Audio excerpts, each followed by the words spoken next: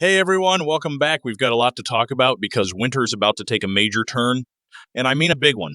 Over the next couple of weeks, we're looking at several different storm systems, some of which are capable of bringing heavy snowfall and significant severe weather. On top of that, we're also tracking another powerful Arctic blast that's going to settle into part of the United States as we head into this weekend. There's a lot happening with our weather pattern right now. And today's forecast is going to break down everything you need to know. We'll cover the storms, the cold air, the severe weather potential, and how this will impact the United States in the coming days and weeks.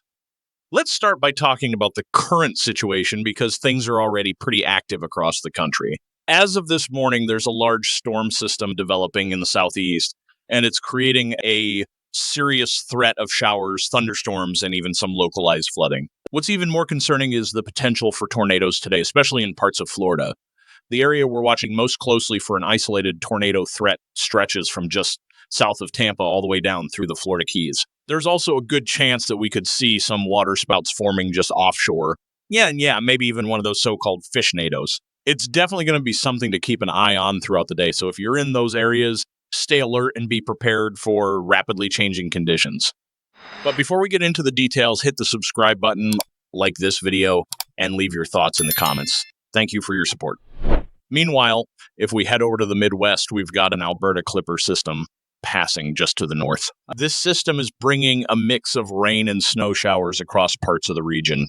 And while it's not a major storm, it will add some light snowfall accumulation in certain areas before it eventually moves toward the northeast. In the Pacific Northwest, things have temporarily calmed down after days of heavy rain and snow, but don't get too comfortable just yet.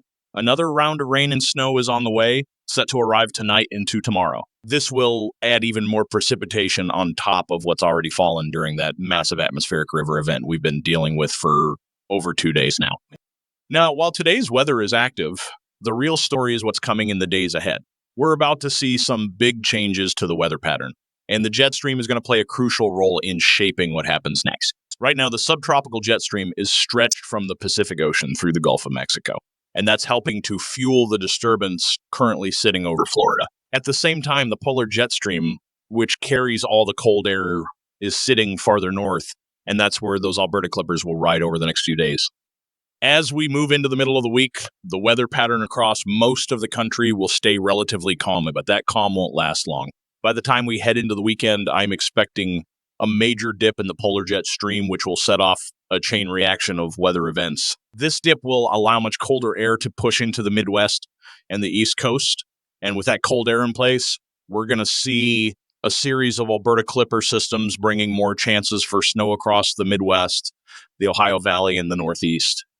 But that's not all. While the Northeast deals with those Alberta Clippers, we're going to see multiple storm systems rolling in from the Pacific Ocean as we head into the weekend and into next week. The first of these systems is expected to arrive on Saturday and Sunday, mainly affecting the Southwest. This one doesn't look too threatening right now.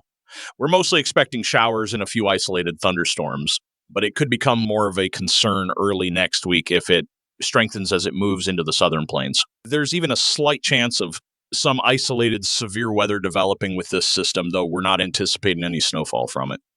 The system I'm really watching closely arrives on Tuesday and Wednesday of next week, and this one has the potential to be a significant winter storm. We're looking at a large-scale trough moving over the Rocky Mountains early next week, and it's going to be powered by a strong polar jet stream. That's where things get interesting, because when you mix cold polar air with warmer southern air, you get the perfect setup for an intense storm. This system could bring heavy snowfall near the low-pressure center, while also sparking severe weather across parts of the southern plains, the southeast, and the Ohio Valley. Now, I want to emphasize that we're still 8 to 9 days out from this event, so there's still a lot of uncertainty in terms of the exact track, the areas that will see snow, and the strength of the system. But the overall trend is becoming clearer, and confidence is growing that we'll see a large storm sometime in the first week of March. In fact, we could end up seeing more than one major storm during the first half of the month, so this is definitely a time frame to keep a close eye on. If you haven't already, make sure you're subscribed to the channel. I'll be tracking these systems every step of the way and keeping you updated as new data comes in. Looking ahead at the future radar over the next few days, here's what you can expect. Today, showers and thunderstorms will continue moving through Florida, bringing lots of rain and the risk of an isolated tornado, mainly south of Tampa and down into the Florida Keys. Waterspouts, or those so-called fishnados, are also possible just offshore. So if you're near the coast, stay weather aware. In the Midwest and parts of Canada, light snow continues to fall, though most of the significant snowfall is staying farther north in Canada. As we head into Tuesday morning, a bit of light snow and rain will move into the northeast on the backside of this latest Alberta Clipper. By Wednesday, another Alberta Clipper pushes through the Great Lakes and northeast, and by the end of the week, yet another one arrives, adding even more light snowfall to the mix. But here's the thing. While these Clipper systems will bring some snow, they're not likely to create any major winter storm conditions. Most of the snowfall will be light to moderate, with total accumulation staying around 3 to 4 inches for most areas. Beyond that, next week is shaping up to be much more active. I think by Wednesday and Thursday, we could be talking about a particularly large storm with the potential for both severe weather and significant snowfall. It's still too early to get into specifics, but there's definitely a growing consensus that something big is coming. Out west, the Pacific Northwest will see even more rain over the next 48 hours. With an additional 1 to 3 inches expected in parts of Washington and Oregon, this is going to exacerbate the risk of mudslides. So if you're in those areas, stay safe and be prepared. Down in the southeast, the Gulf and southern Florida will continue to see rain, with some areas, particularly the Florida Keys, potentially picking up 3 to 6 inches of rainfall. Combine that with today's tornado and waterspout threat, and you've got a dangerous weather situation developing. Please stay safe, and remember, you see flooded roads, turn around, don't drown. So what's behind this big warm-up? It all comes down to a massive ridge of high pressure sitting over the western United States. This ridge is responsible for the widespread warmer than normal temperatures we're seeing across much of the country. On the flip side, where you see those blue shaded areas on the map, that indicates the presence of troughs, which usually bring cooler and more unsettled weather. The polar vortex remains well to the north, hanging out near Greenland, which means we're spared from its harsh influence for now. As we go through the week, that warm air is going to keep building and pushing northward. And by Friday, we could even see some record-breaking highs in parts of the U.S. One of the most important features to watch this week is the position of the storm track. With that big ridge dominating the west, the storm track is going to ride over the top of it, moving from southern Canada down into the upper Midwest, through the Great Lakes, the Ohio Valley, and then eventually up into the Northeast. This is going to set the stage for a much more active weather pattern as we head toward the end of the week and into early March. You can really see the impact of this pattern when you look at the precipitation anomaly map. There's a lot of green and even some blue showing up along the western coastline of Canada, including Yukon and British Columbia, as well as across parts of southern Canada and the northern U.S. That signals areas where we'll see above average precipitation, a clear sign of the active weather ahead. Meanwhile, east of the ridge, much of the southeast, including Dixie Alley, is looking significantly drier. The one exception is central and southern Florida, where we could see some heavier rainfall developing today. Speaking of today's weather, there are already a few areas of interest. Up in eastern Ontario and Quebec, some light snow is falling, while Florida is seeing widespread rain. Not exactly the sunshine state today. The Pacific Northwest is also getting in on the action with some afternoon showers moving through. As we move into Tuesday, that rainy pattern sticks around for Florida, especially in the morning hours, while much of the northern U.S. remains a bit unsettled. However, the deep south stays dry, enjoying that ridge's influence. By Wednesday, we could see a mix of rain and snow around Chicago, and as the week progresses, that precipitation spreads into the northeast.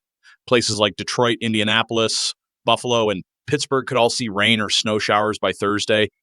Friday brings another strong Clipper system sweeping down from Canada, delivering a mix of rain and snow across Manitoba and Ontario. Most of the Great Lakes region will see rain, but the upper peninsula of Michigan could pick up some snow as colder air filters in from the north. Now let's talk about the potential for severe weather. While I want to stress that no major outbreaks are expected, there is still the chance for some isolated strong storms. Southern Florida and the Florida Keys could see some thunderstorms capable of producing isolated tornadoes. Meanwhile, parts of South Dakota, Minnesota, Iowa, and western Illinois could also see some storms today, though these are more likely to be your run-of-the-mill non-severe variety. The Pacific Northwest isn't entirely off the hook either. In parts of northeast Oregon, southeastern Washington, and northwest Idaho, there's a chance for gusty winds, small hail, and even an isolated brief tornado. As far as precipitation totals go, Florida is the big winner or loser, depending on how you look at it, with 1 to 3 inches of rain possible in the south central part of the state. The Pacific Northwest also stands to pick up some hefty rainfall totals. Meanwhile, the coastal mountains of British Columbia could see more than 100 inches of snow this week, a staggering amount by any measure. Looking ahead to next week, early March is shaping up to be very interesting. We'll see this warm up continue, but a deep trough is expected to dive into the western U.S., bringing colder air and a new wave of precipitation. This could spell trouble for areas like Kentucky, Tennessee, and Arkansas, regions already dealing with saturated soil and devastating flooding. Unfortunately, more heavy rain could be on the way. We'll also be keeping a close eye on the potential for severe weather and heavy snow around the March 4th timeframe. Depending on how the models evolve, we could see a major winter storm develop to the north and significant severe weather to the south. So there's a lot happening in the days and weeks ahead. I'll be here to keep you updated every step of the way, so make sure you're subscribed to the channel for all the latest reliable and accurate weather information. Thanks so much for watching. Stay safe.